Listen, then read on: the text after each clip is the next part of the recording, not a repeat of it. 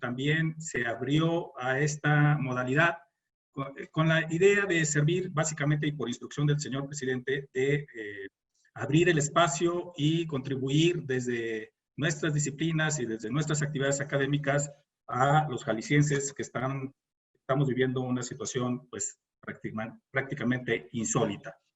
Para abrir la cátedra, le cedo el uso de la voz a nuestro presidente, el doctor Javier Hurtado González. Doctor, tiene el uso de la voz. Muchas gracias, doctor Roberto Arias. Seré muy breve. Nada más deseo aprovechar la oportunidad, además de saludarlos a todos ustedes y agradecerles la atención que nos prestan a nuestros eventos. Agradecer de manera muy especial la generosidad y el tiempo que nos concede el doctor Carles Ramió de la Universidad Pompeu Fabra de Cataluña, quien en esta ocasión nos va a impartir una conferencia magistral con un tema de enorme pertenencia y que enseguida lo explicará el doctor Roberto Arias.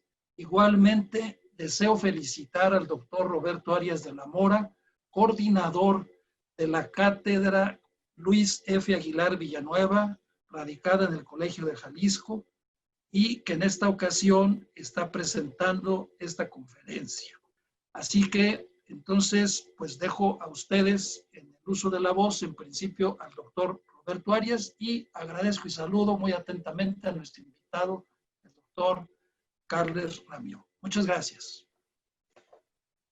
Muchísimas gracias, doctor, por sus palabras. Entonces, abriendo el espacio, nos ha pedido el doctor Carles Ramió que seamos realmente muy breves, que tiene un currículum muy amplio. Entonces, simplemente señalaré, y debo de reconocer que ese es un tema importante. De hecho, estamos viendo la posibilidad de que nos vuelva a visitar. Él, además de ser profesor de ciencia política y de la administración en la Universidad Pompeu Fabra, una institución pública, y ha sido en esta institución vicerrector, también decano de la Facultad de Ciencias Políticas y Gestión Pública. Bueno, informarles que también hace algunos años nos honró con su presencia en el Colegio de Jalisco, siendo catedrático, en aquellos diplomados que se impulsaron entonces, lo recordarán algunos, de hecho, seguramente algunos de los que se conecten ahora, habrán de recordar esa etapa muy interesante en la que el colegio hizo una apuesta importante por un posgrado que ahora se está retomando en temas de gobierno y administración pública. Bueno, el doctor Carlos Ramió ha ocupado diversos cargos, fundamentalmente dentro de la Universidad Pompeu Fabra, y ha escrito bastantes obras. La verdad es que quienes le hemos tenido oportunidad de seguirle la pista, simplemente recordaré en una línea de investigación sobre la cual hemos estado muy atentos y que tiene que ver con fundamentalmente la inteligencia artificial y la administración pública, robots y humanos compartiendo el servicio público, un libro que salió editado el año pasado. Y bueno, recientemente se ha ocupado intelectualmente de los efectos que tendrá todo este fenómeno de la pandemia sobre las administraciones públicas en el mundo, como entendidas fundamentalmente como lo que son sistemas sociales complejos. Entonces, sin más preámbulo, doctor, y en atención a su petición de ser muy breve, le cederé el uso de la voz, básicamente porque lo que nos interesa es escucharlo a usted. Muchísimas gracias y sea usted bienvenido. Muchas gracias al presidente del Colegio de Jalisco, Javier Hurtado, a Roberto Arias, que me ha invitado y ha sido pues, la responsable de que yo ahora esté aquí ante ustedes. Para mí es una gran satisfacción estar aquí por dos motivos. El primero, porque participar en la cátedra de Luis Aguilar Villanueva para cualquier profesor de gestión pública es un auténtico honor, porque estamos hablando de uno de los grandes maestros y referentes en todo el ámbito iberoamericano en esta materia de instituciones públicas. Yo lo he conocido personalmente, incluso recuerdo que ocupé su cubículo cuando él estaba en el Colegio de México, y la verdad es que el buen hacer intelectual y su, digamos, personalidad tan entrañable hacen que uno se sienta muy satisfecho de participar en la cátedra que lleva merecidamente su nombre. Además, últimamente estaba revisando un libro que todavía no ha publicado, que me lo entregó en formato borrador, sobre la gestión del conocimiento, y que voy a utilizar porque la verdad es que Luis Aguilar Villanueva, aparte de ser la persona, digamos, intelectualmente más robusta y más completa en temas, digamos, de gestión pública, políticas públicas, etcétera, su forma de escribir es casi imposible poder ni por asomo acercarse a su nivel de elegancia y de concreción y finura en la escritura de sus textos. El otro motivo de satisfacción es que, como se ha recordado, yo hace 21 o 22 años, hace ya demasiado tiempo, estuve aquí impartiendo un curso en el Colegio de Jalisco. Fue una experiencia muy agradable. Allí hice entrañables amigos y, en este sentido, si está conectado, pues quiero saludar a José Luis Cuellar, con el cual mantuve una magnífica relación durante bastantes años. Y espero que se encuentre bien. Bien, los efectos de la crisis del COVID, hablar de efectos de la crisis del COVID-19 es complicado porque todavía no ha pasado, digamos, el suficiente periodo para que los académicos podamos sacar conclusiones y madurar. De todas formas, se pueden sacar algunas cuantas conclusiones de urgencia, a modo de hipótesis, que luego ya tendremos que ir verificando. Muchos autores de gestión pública dicen que esta crisis va a tener un efecto disruptivo, que la administración pública será radicalmente distinta de cómo era antes de la crisis. Yo ahí discrepo. Para mí la crisis del COVID no implica ninguna disrupción. Yo, que hace 3 años escribí un libro sobre la administración pública del futuro, anticipando escenarios de futuro con horizonte a largo plazo, 2050, pues la crisis del COVID va a ser significativa, porque lo que va a hacer es acelerar un conjunto de cambios que la administración pública ya tenía en la agenda y que tenía que haber implementado en este horizonte simbólico del 2020 a 2030 con los ODS de la ONU.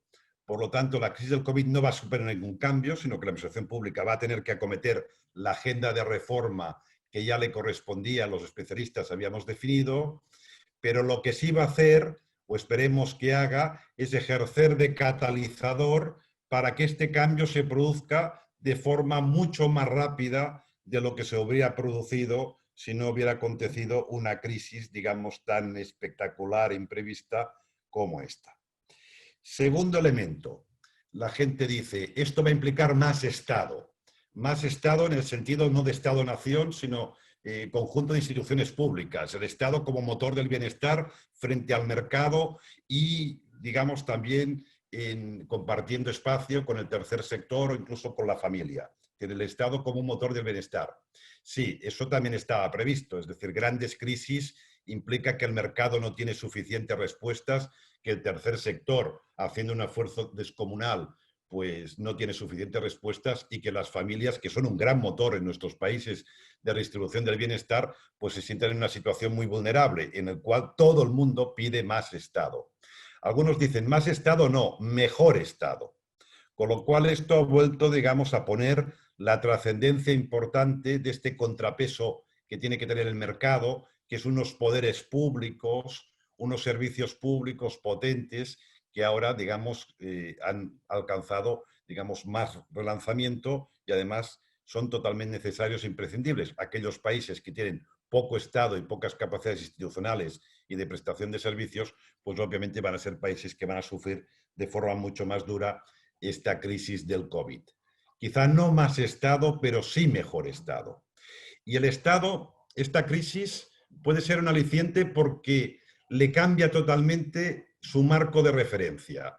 Si utilizamos el último libro publicado por Acimoglu y Robinson, El pasillo estrecho, resulta que esto es como un terremoto donde hemos movido el Estado en la posición que se encontraba en este pasillo estrecho. Con lo cual, fíjense que la metáfora que utiliza Acimoglu y Robinson con el pasillo estrecho es que el Estado tiene que discurrir de forma equilibrada y no tocar los dos muros del pasillo. Un muro del pasillo que es muy peligroso es el Estado que llama Acimoglu el Estado ausente. Es decir, por más que la sociedad pida más Estado, resulta que no tenemos suficientes capacidades institucionales, resulta que no tenemos suficiente capacidad de reforma para hacerlo más fluido y entonces tenemos un escenario perverso, que los ciudadanos piden más Estado, más apoyo del Estado, pero el Estado no puede responder porque es un Estado ausente. Lo que decía el Estado irresponsable, que decía Bauman en alguno de sus textos. Y el otro lado del pasillo, cuidado, que también es muy peligroso y posible, es un Estado despótico. Un Estado donde está acostumbrado ahora a manejarse en situaciones excepcionales, donde está cercenando de forma justificada las libertades más básicas de los ciudadanos, que con la tecnología, con el Big Data, con los algoritmos y con la inteligencia artificial se puede convertir en un Estado realmente abusivo y este es el Estado, digamos, de carácter dominante o despótico. Ahora mismo estaba leyendo un artículo de Óscar Oslac en Argentina, donde estaba hablando de estas dos caras posibles, utilizando otro tipo de metáfora. Algunos autores también señalan que eso es una forma de legitimar de nuevo el Estado-Nación. Esto ha dado mucha fuerza al Estado-Nación. El Estado-Nación, que algunos lo habían dado casi como un nivel administrativo muerto en decadencia, en detrimento, a favor de sociedades supraestatales o bien del ámbito local, el concepto local, todo es más global y más local. La crisis del COVID ha supuesto una revivificación, una reivindicación de los Estados-nación. Yo ahí discrepo radicalmente. Yo creo que la COVID va a ser uno de los actos de un largo acto de canto del cisne del Estado-nación que va a durar mucho tiempo porque fíjense que es un oxímoron. El Estado-nación tiene una visión local y el COVID, las pandemias son globales y no se puede responder de manera local a un reto que es un reto que se ha convertido en un reto mundial. De hecho, los estados todos se han manifestado claramente, los estados-nación, claramente impotentes para hacer frente a este fenómeno. Provocaba una gran tristeza ver cómo los estados-nación se peleaban entre ellos en el zoco del mercado chino para conseguir mascarillas y respiradores, que al principio era una cosa de los países de Europa y de los gringos que se robaban entre ellos en este gran zoco chino pagando el doble en el mismo aeropuerto. Los Estados-nación eran un actor muy pequeño, incapaz de controlar una economía que es global, un mercado que es global y un fenómeno que es totalmente global. Por lo tanto, yo no creo que esta crisis revitalice el Estado-nación, sino que será uno de los actos más de este largo canto del cisne del Estado-nación. Claro, y si no hay Estado-nación, ¿qué hay? Evidentemente, aquí lo que haría falta es un gobierno mundial. Todos los retos ODS, algunos de ellos los más importantes del bienestar planetario, la crisis climática, etcétera, todos hacen referencia a que hace falta un gobierno mundial, pero sabemos que conseguir un gobierno mundial es muy complicado. Yo soy algo optimista porque creo que se puede hacer protopruebas de gobierno mundial, es decir, por sectores. No veo un gobierno mundial, que por cierto hay un autor que se llama Barber, que dice que en el caso que exista un gobierno mundial, tiene que ser un gobierno mundial de alcaldes, porque los alcaldes se reúnen al alcalde de Guadalajara con el de Barcelona, con el de Calcuta, y en 5 minutos todos hablan el mismo idioma y se ponen de acuerdo porque tienen un tipo de problemas muy parecidos. En cambio, cuando se reúnen los presidentes de los estados, no hay forma de llegar a ningún acuerdo porque parten de culturas políticas distintas, de marcos normativos distintos, de capturas distintas y no hay forma de que es una torre de Babel. Yo no creo que exista un gobierno mundial en un horizonte cercano, sino en un horizonte cercano, pero sí que podrían existir protogobiernos mundiales de carácter sectorial. Por ejemplo, en el ámbito sanitario, un gobierno mundial para combatir las pandemias, yo creo que hay ahora suficientes alicientes. Por ejemplo, un gobierno mundial para evitar el fraude fiscal, la crisis del COVID va a poner en crisis fiscal y bancarrota a todos los estados del mundo, o a casi todos los estados del mundo. Por lo tanto, yo creo que ya el fraude fiscal con algunos países paraísos fiscales, con un acuerdo entre gobiernos, un gobierno mundial, se podría casi erradicar el fraude fiscal de carácter internacional. O, por ejemplo, otro gobierno mundial sectorial que yo creo imprescindible y necesario y que hay muchos incentivos para que se cree, es para la gestión del agua potable. Piensan que el agua potable es el gran recurso escaso, el agua potable es la que está en el trasfondo de los últimos conflictos bélicos, que casi todos son guerras civiles, Siria, etcétera. Siempre hay un problema de dominio del agua. Tenemos un mundo húmedo, un mundo seco. Un gobierno mundial del agua podría favorecer trasvases de agua, incluso con incentivos económicos de unos países a otros, con un sistema de regulación, digamos, mucho más sensato. Mientras no exista un gobierno mundial ni a nivel sectorial, la solución, curiosamente, es la Unión Europea. Las agrupaciones entre estados. Los estados son demasiado pequeños. La Unión Europea ha supuesto al principio un fracaso. Algunos lo ven como un estrepitoso fracaso. No, la Unión Europea, y yo no soy un gran convencido de la Unión Europea, pero la Unión Europea es, dicen algunos autores, que es el último gran invento que habrá aportado Europa a la historia de la humanidad, porque ya nos han dado totalmente, digamos, por obsoletos a los europeos. La única forma de enfrentarte a una economía global y a problemas globales, si no tienes un gobierno mundial, es mediante grandes gobiernos regionales, asociaciones de Estado. Yo creo que ya no hay ningún país que tenga la suficiente fuerza para ir solo en el mundo, salvo 4. Bueno, de hecho 3. Estados Unidos, India y China. El resto tienen que asociarse. Ni Rusia ni Japón, que serán muy incómodos de ubicar, pueden ir solos para enfrentarse a los retos mundiales y a los retos de carácter económico. Fíjense que Donald Trump, con esta idea tan absurda y tan agresiva de poner el muro en México, hombre, enfrentarse a México ya es enfrentarte a un país poderoso.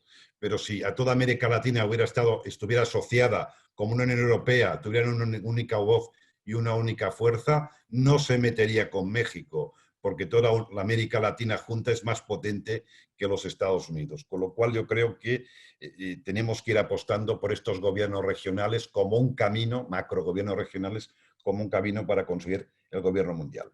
Claro, yo hablo desde España.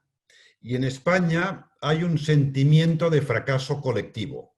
España en los indicadores más importantes, que son fallecidos en relación a la población, y dejemos Estados Unidos, que son gringos, que son 100 millones, en España ahora estamos en 27.000 según datos oficiales, los datos reales son como 40 y tantos mil. Si lo hacemos en relación a población, España sale destacadísima a nivel mundial, y también los ratios de contagio por población. Y en este sentido, la sociedad española considera que su gobierno, sus instituciones públicas y administrativas no han respondido con eficacia ante este reto y han quedado totalmente sobrepasadas. Y hay este sentimiento que en muchos países yo creo que sucede igual. Desde una óptica nacional, muchos ciudadanos consideran que sus instituciones han fracasado. Pero si ampliamos el foco, salió hace un mes un ranking hecho en Australia donde analizaba las respuestas de 90 países y España salió como el peor de los 90. Pero cuidado, lo que ha hecho España no ha sido muy distinto de lo que ha hecho Italia. Es casi igual a lo que ha hecho Francia, Bélgica. Han fracasado Gran Bretaña, ha fracasado Estados Unidos de Norteamérica, los gringos, han fracasado Japón. Es decir, que es un fracaso bastante compartido. En este mismo ranking era muy curioso de Australia, porque justo al lado de España estaba Italia, estaba Francia, estaba Bélgica, estaba Gran Bretaña, estaban los gringos, estaba Japón. Con lo cual, fíjense que es un fracaso compartido donde no hay ningún tipo de correlación, por ejemplo, entre sistema político y grado de eficacia, o incluso entre modelo de administración y grado de eficacia. Porque aquí han fracasado los modelos presidencialistas, han fracasado los modelos parlamentarios, han fracasado los modelos semipresidenciales como es en Francia, ha fracasado el modelo de gestión pública de carácter continental, europeo, alemán, francés, ha fracasado el modelo de administración anglosajón, británico y gringo. Han fracasado todos los modelos y todo tipo de sistemas políticos. Claro, si intentamos analizar los éxitos son un poco esquivos, porque Singapur aparentemente era un éxito y luego se convirtió en fracaso. Tenemos el caso de Suecia, que es un caso muy sonado de éxito, porque Suecia es el único país de Europa que decidió no confinar nunca a la población, es decir, no cambió nada de la actividad social y la actividad económica, que en su momento fue acusado ante el estupor como Estado delincuente de sus países hermanos, como Noruega, como Suecia y como Finlandia. Aparentemente le ha ido bien, porque no ha habido muchos contagios. Veremos, veremos, porque esto todavía, la historia puede tener más capítulos.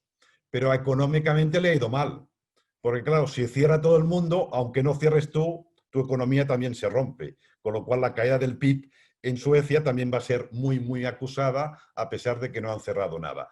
Pero yo creo que aquí ha jugado mucho más el factor suerte. Fíjense que parece que el sur de Europa sea un desastre, porque Italia y España han fracasado, pero en cambio los dos países más exitosos de Europa también son del sur, que son Portugal y Grecia. Fíjense, Grecia. Grecia, con la debilidad que tenía después de su crisis, con su sistema sanitario precario, se encerraron de forma muy proactiva porque en la prueba de estrés no la pasaban, hicieron de necesidad virtud. Yo creo que el factor suerte ha tenido mucho que ver con un tema del tiempo. El primer país que salió contagiado fuera de los países asiáticos fue Italia y luego le llegó España. Los otros le llegó con más demora. Al ver el desastre que sucedía en Italia y en España, en América Latina todos los gobiernos han actuado de forma proactiva, o casi todos, porque han visto la enorme desgracia que sucedió en Europa, y eso es una fuente de aprendizaje. Si no, yo creo que el factor suerte, lo que sí podemos criticar son aquellos países que han actuado de forma frívola. Gran Bretaña, los gringos, Brasil han actuado de forma frívola. Algunos dicen que la política populista que estaba tan en boga en la crisis del COVID, pues va a erradicar, digamos, el encanto que tenía la población ante líderes populistas. Veremos, esperemos, porque los populistas están esperando en Francia, en España y en Italia para ganar el poder ante la crisis, digamos, de los partidos más tradicionales. Y veremos si Donald Trump sale reelegido o no. Por lo tanto, no está claro que COVID sea igual a una muerte, a una decadencia de las políticas populistas o líderes populistas que estaban en boga. Quizá el único país que es un caso de éxito bastante indiscutible es Alemania, cuando tendríamos que aprender de Alemania. Alemania se da un conjunto de factores, al final esto es coctelería fina, que tenía un buen sistema de salud primaria, y la salud primaria es muy importante para las pandemias, tenía un buen sistema hospitalario con muchas camas de cuidados intensivos. Parece que su modelo cooperativo, federal cooperativo, ha funcionado muy bien. Y finalmente no quiero descartar que hay un elemento muy importante que es el liderazgo. Por más que apostemos por fortaleza institucional, la calidad de los líderes son importantes. Y Angela Merkel afrontó esta crisis a la final de sus múltiples mandatos, siendo la premier, la canciller, casi la decana mundial en dirigir un país, por lo cual le ha tocado vivir esta experiencia con muchísimo, muchísimo acervo como presidenta. Y además no olvidemos que Angela Merkel es una científico, de profesión de científico.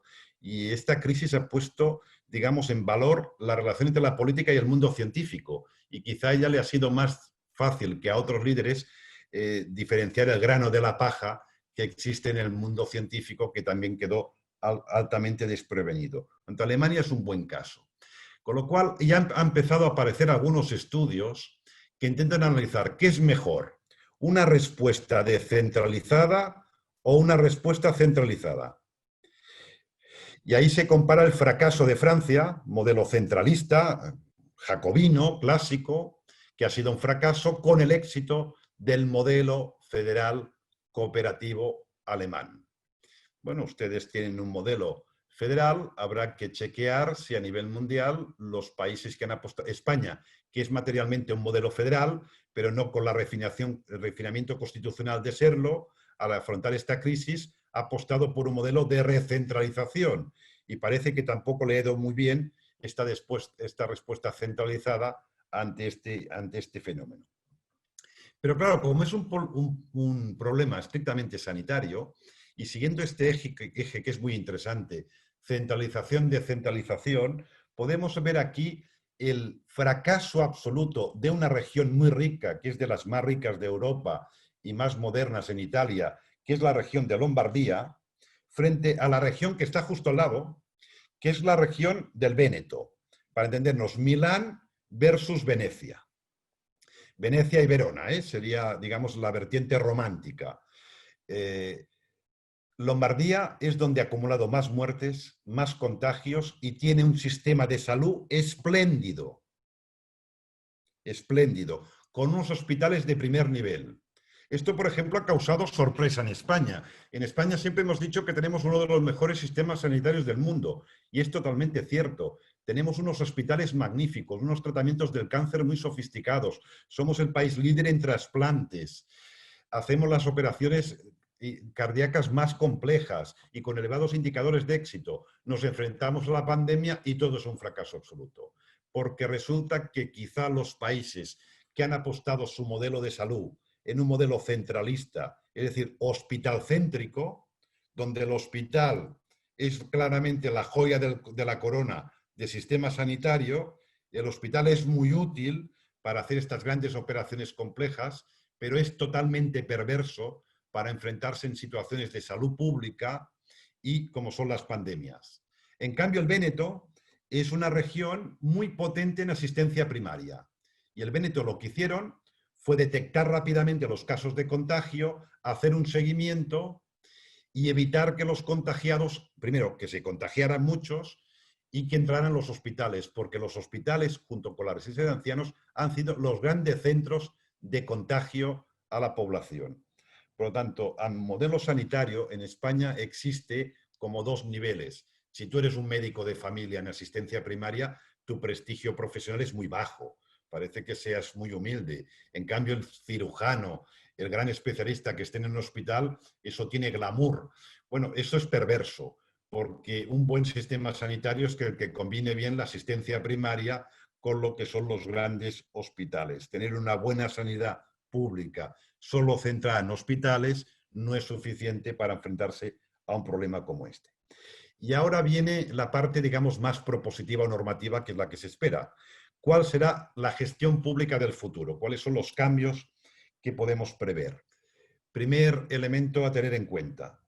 La administración pública del futuro tiene que apostar por un modelo de administración mucho más científica, basada mucho más en los datos, en los conocimientos. Cuando hablo de administración científica, estoy recuperando una etiqueta muy vieja que viene del Taylorismo y de Bullock y Urwig. Para nada me refiero a esto, que digamos, este era el modelo fordista. No, administración científica en el sentido que hay unos avances tecnológicos, hay un big data, una información que circula, que todo esto la administración pública lo tiene que aprovechar para mejorar la calidad de la toma de sus decisiones y para mejorar la calidad de su gestión, con lógicas muy acertadas que ha escrito recientemente Luis Aguilar Villanueva, de gestión del conocimiento, formas de hacer emerger la inteligencia colectiva que está en el seno de las administraciones públicas, etc.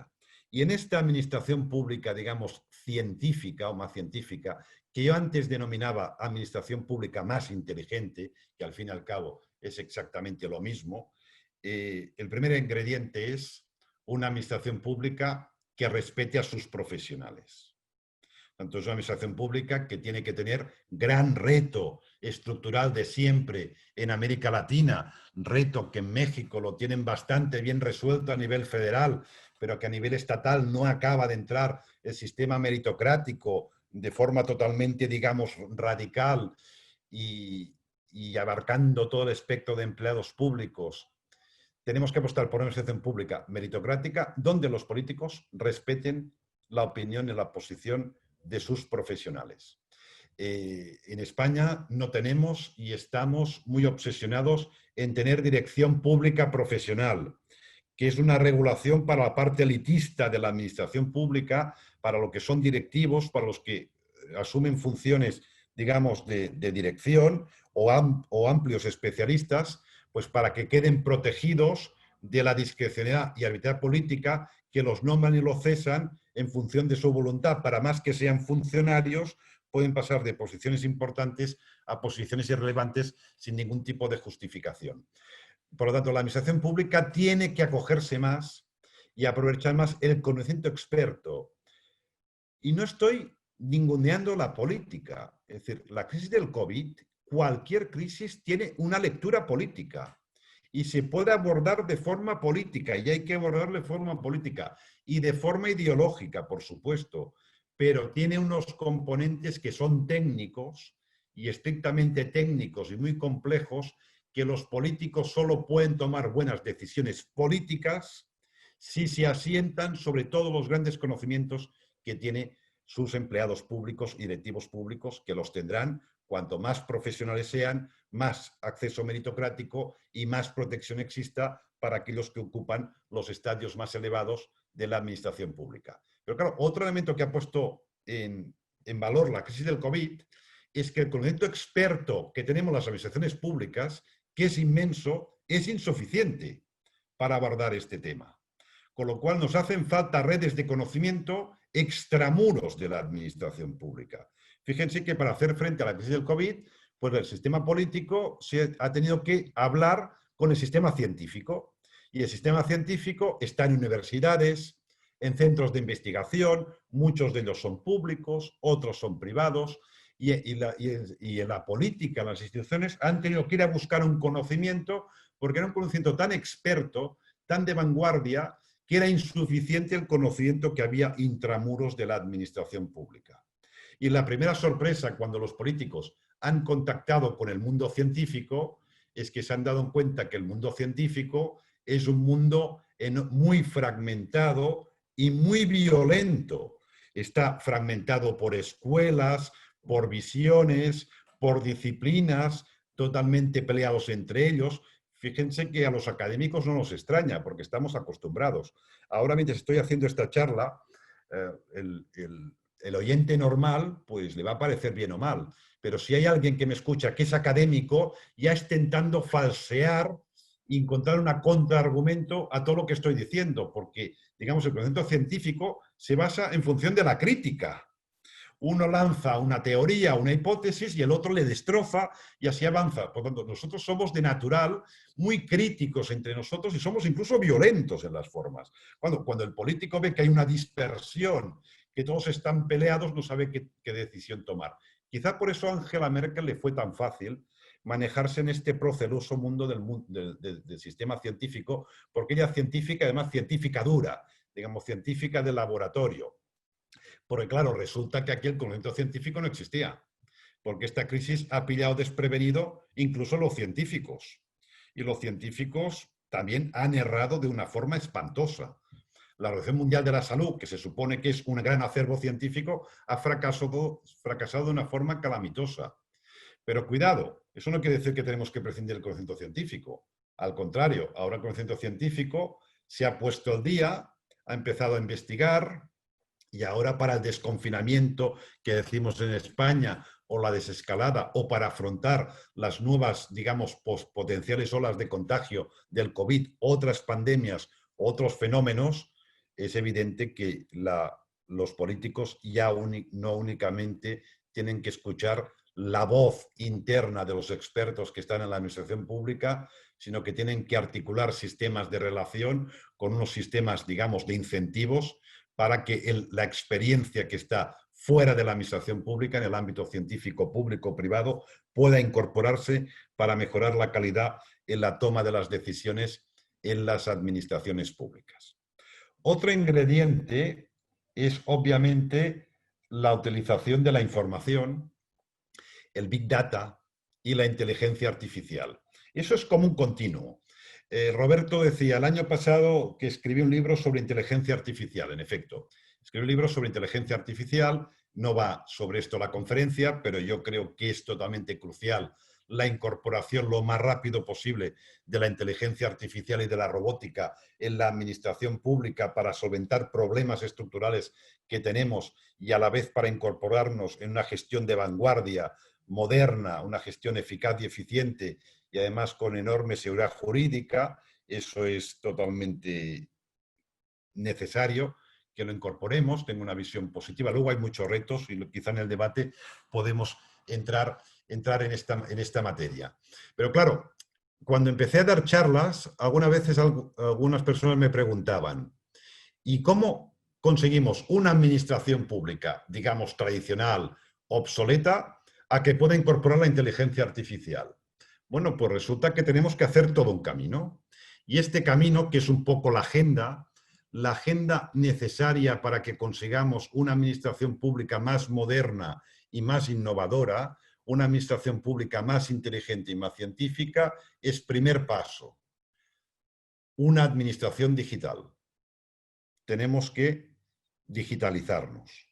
Fíjense que todas aquellas administraciones públicas, todas las universidades, que hemos pasado de un día para otro de formato presencial a formato online, lo hemos podido hacer porque estamos digitalizados, porque tenemos todos los recursos digitales en la red y los tenemos disponibles. Todas aquellas administraciones públicas que han quedado paradas simplemente es porque no han tenido administración digital. No es posible el teletrabajo, que lo que hacemos no es exactamente teletrabajo, pero se le parece mucho, al menos es trabajo online, lo podemos hacer porque tenemos la administración pública digitalizada. Una vez tenemos la administración pública digitalizada, eso quiere decir que tenemos los datos dentro del sistema. Fíjense dónde quiero llegar, ¿eh? La inteligencia artificial se compone sobre dos ingredientes. Esto es muy sencillo. Uno, algoritmos, que son fórmulas que, por ejemplo, un reglamento administrativo se puede dibujar, se puede formular como un algoritmo. Y luego, información que alimente este algoritmo. Pues bien, hacer algoritmos puede ser fácil, pero lo que es difícil es alimentar estos algoritmos para que realmente den respuesta y sean inteligentes y vayan aprendiendo. Si la administración pública no tiene información en formato digital, no tiene datos digitales, no puede alimentar los algoritmos, con lo cual no hay inteligencia artificial posible. Una vez tenemos administración digital, no significa que seamos inteligentes. De hecho, hace años se hablaba de las Smart Cities, las ciudades inteligentes, y eran cualquier cosa menos inteligentes, porque confundíamos la tecnología con la inteligencia. Una ciudad compraba sensores por todas partes, tenía y podía contar los vehículos que pasaban, los semáforos, las papeleras cuando estaban llenas, pero luego resulta que no sabía qué hacer con esta cantidad ingente de información. Pero esto ha sido un primer paso de administración digital que tiene mucha información para que de manera sectorial se vayan generando ámbitos de inteligencia, porque como tengo muchos datos, algo tengo que hacer con estos datos. Y entonces empiezan a aparecer especialistas en análisis de datos, primero en sistematizar datos, en cruzar datos y luego en analizarlos. Y, por ejemplo, en un ayuntamiento, el ámbito de movilidad y transportes, donde le ha llegado una cantidad ingente de Big Data, pues al final tiene analistas y sistematizadores que le permiten tener una inteligencia sectorial. O en otros ámbitos los tienen que buscar, como en servicios sociales, donde tienes que ir a buscar los datos de tus ayudas, tu propio Big Data, cruzando con otras administraciones públicas, para, por ejemplo, con los datos fiscales del Estado, para detectar nuevas bolsas de pobreza, es decir, para acercarte a los ciudadanos de forma proactiva o incluso, digamos, para evitar el fraude, que es muy típico en el tipo de ayudas sociales. Por lo tanto, se van configurando de forma espontánea en las administraciones públicas ámbitos de inteligencia de carácter sectorial. El siguiente gran paso, y ahora con Miquel Salvador estamos a punto de publicar un libro sobre esto en la revista del CLAD Reforma y Democracia, el siguiente gran paso, la academia lo llama incrementar las capacidades institucionales para la gobernanza de datos. El elemento clave es la gobernanza de datos, que consiste en que la administración pública no tiene suficiente que tenga inteligencia sectorial, sino que tiene que dotarse de una unidad central de gobernanza de datos, donde se alimente de todos estos datos sectoriales, los cruce, porque solo cruzando los datos de sanidad con los de educación, con los de movilidad y con los de servicios sociales, puedes tener una visión más clara de un estado, de una región o de un municipio, y poder hacer políticas de ciudad o políticas de país o políticas de región. Y cuando tú tienes una unidad de gobernanza de datos, entonces se da cuenta que tiene déficit de datos, que hay ámbitos que no son inteligentes y no están acostumbrados a manejar datos, y los incentiva porque dice, oye, aquí tengo una laguna y estos datos son imprescindibles porque cruzados puedo mejorar algunas políticas públicas. Y luego se da cuenta que hay datos que están en el sector privado que provee servicios públicos y que resulta que lo vende como Big Data cuando tú lo financias. Entonces empieza a hacer convenios con las empresas privadas para que ceda este Big Data en la prestación de servicios públicos, lo que sería terciarizaciones en América Latina, pues para que lo provea. Incluso luego te das cuenta que te hacen falta datos privados, por ejemplo, de las compañías telefónicas, son muy interesantes para definir toda la red de transportes de una ciudad. Y entonces vas a buscar proactivamente estos datos. Y una vez tienes esto, estás en condiciones de introducir la inteligencia artificial. Que la inteligencia artificial no es más que un instrumento, no seamos fetichistas. Aquí el gran cambio es conceptual. Y el gran cambio lo relata muy bien en este libro, creo todavía no publicado, Luis Aguilar Villanueva, de una administración pública que se basa en la gestión del conocimiento. La gestión del conocimiento, perdón, implica cómo sus expertos, de forma conectados, son capaces, digamos, de innovar y de tratar esta información y de hacer emerger esto que sabemos que existe, pero que es tan difícil de hacer aflorar, que es la inteligencia colectiva. Y el otro ingrediente de la gestión pública del futuro es que tenemos que ser mucho más proactivos, tener unidades de estrategia y de análisis de prospectiva a largo plazo es a 20, 30 años vista, anticipar escenarios, porque es probable que cuando hagamos análisis de prospectiva, que no es más que la forma fina y académica de llamarle la futurología, pero nos estamos preparando y anticipando para el futuro. Y si vamos definiendo escenarios y nos preparamos para estos escenarios, no la vamos a acertar del todo, pero sí vamos a estar psicológicamente preparados para afrontar un caso como esta pandemia. De hecho, esta pandemia estaba prevista por los especialistas.